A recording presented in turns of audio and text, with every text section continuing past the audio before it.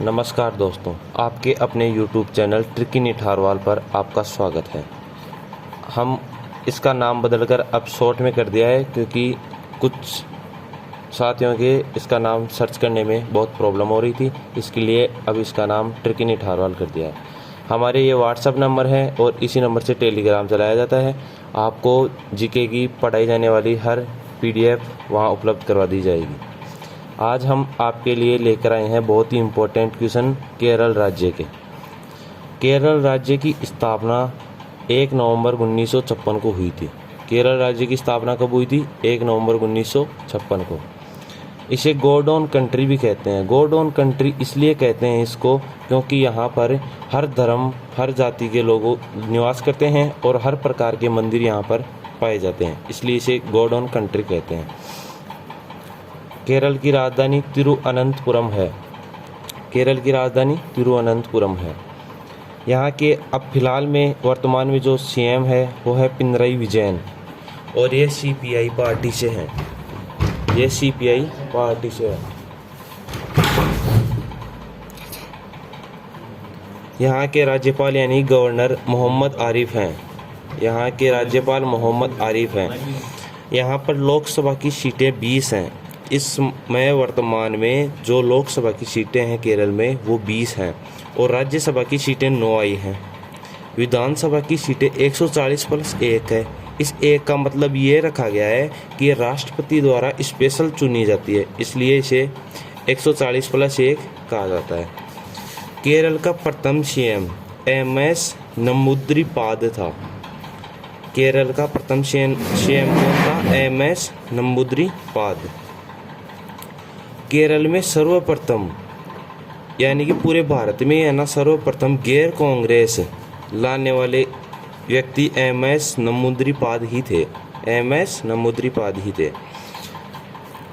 यहाँ के एक डॉक्टर वर्गीज कुरियन, इन्हें भारत में श्वेत क्रांति का जनक माना जाता है। इन्होंने ही श्वेत क्रांति भारत में सर्वप्रथम लेके आए थे। यह अमूल दुग्ध कंपनी जो आनंद गुजरात में है, हमें दूध पीने से क्या होता है? आनंद आता है, इसलिए इसको स्थापना भी आनंद गुजरात में की गई है। इन्हीं के जन्म दिवस पर दुग्ध दिवस मनाया जाता है। इन्हीं के जन्म दिवस पर दुग्ध दिवस मनाया जाता है। इनका जन्म 26 नवंबर को हुआ था और 26 नवंबर को ही मिल्क डे मनाया जाता है। और अंतर्राष्ट्रीय दुग्ध दिवस 1 जून को मनाया जाता है। 1 जून को मनाया जाता है। केरल का राज्य पक्षी ग्रेट हॉर्न बिल है। केरल का राज्य पक्षी क्या है? Great horn bill. केरल राज्य का पशु हाथी है क्योंकि यहाँ पर सबसे ज़्यादा हाथी पाए जाते हैं, इसलिए यहाँ का राज्य पशु हाथी रखा गया है। केरल का राज्य पेड़ नारियल। पश्चिमी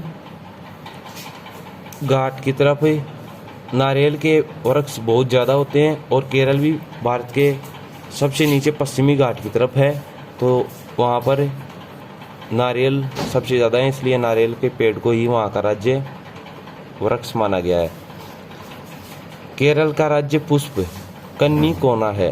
केरल का राज्य पुष्प क्या है? कन्नी कोना है। केरल की कला संस्कृति में हम सर्वप्रथम देखते हैं नृत्य। पहला नृत्य है मोहिनीअट्टम। मोहिनीअट्टम इतिहासकारों के अनुसार माना जाता है कि भस्मासुर भगवान शिव के बहुत ही परम भक्त थे, जिन्होंने 1 साल तक तपस्या की थी। फिर भगवान शिव बहुत भोले थे, इसलिए उन्होंने उसके सामने प्रकट होकर बोले कि मेरे भक्त तुझे क्या चाहिए? तो भस्मासुर ने कहा कि मुझे ये वरदान दो कि मैं जिसके हाथ रखूं सिर पे वो भस्म हो जाए। तो भगवान शिव खुश होकर बोले तथास्तु। फिर भस्मासुर ने बोला मैं वह कैसे विश्वास करूं? तो उसने भगवान शिव के ही सर पे सर्वप्रथम हाथ रखने के लिए बोला कि मैं आपके ही सर पे हाथ रखूं। तो भगवान शिव बोले कि ये तो बहुत तगड़ी प्रॉब्लम आ गई है, तो वो वहाँ से भागने लगे। भागते भागते रास्ते में उन्हें भगवान विष्णु मिलते हैं। तो भगवान विष्णु भगवान शिव से पूछते हैं कि क्या बात हुई थी, भाग कैसे रहे हो? तो बोले कि मैं भस्मासुर को वरदान दे दिया और वो मेरे ही सिर पे हाथ रखने वाला है। तो फिर भगवान विष्णु ने मोहिनी का रूप धारण किया। मोहिनी एक बहुत ही सुंदर महिला थी और उसके सामने आ गए। तो भस्मासुर मोहिनी को देखकर उसका मन विचलित हो गया। फिर मोहिनी उसके सामने डांस करने लगी, यानी कि मोहिनी अट्टम, उसी का नाम है, मोहिनी के डांस पर ही रखा गया है मोहिनी अट्टम। और डांस करते करते उसके करीब आकर भस्मासुर के सिर पे हाथ रख के भगवान विष्णु ने उसी को वहीं पे भस्म कर दिया। दूसरा डांस है कथकली। कथकली और मोहिनी अट्टम नृत्य की अभिनेत्री हेमा मालिनी, जो अपने क्रिकेटर धोनी की पत्नी है, धर्मेंद्र की एक्टर हैं, जो क्रिकेटर नहीं एक्टर हैं, उनकी पत्नी है हेमा मालिनी। और कलारी पट्टू, यह केरल की सबसे पुरानी मार्शल आर्ट है, कलारी पट्टू।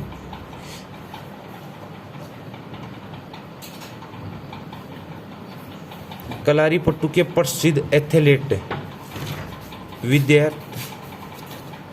विद्युत जामवाल है। आज अपन यहीं पे समाप्त करते हैं और फिर आप केरल की स्थापना भगवान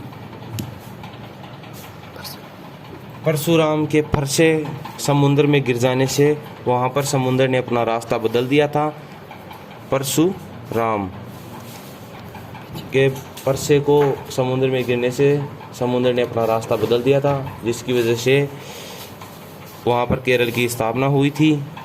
यह इतिहासकारों के अनुसार माना जाता है। और आगे का केरल का बचा हुआ पार्ट आपको सेकंड में प्रोवाइड करवाया जाएगा। थैंक यू, धन्यवाद। वीडियो को शेयर करें, लाइक करें और सब्सक्राइब करें चैनल को। और आपको PDF अपने नंबर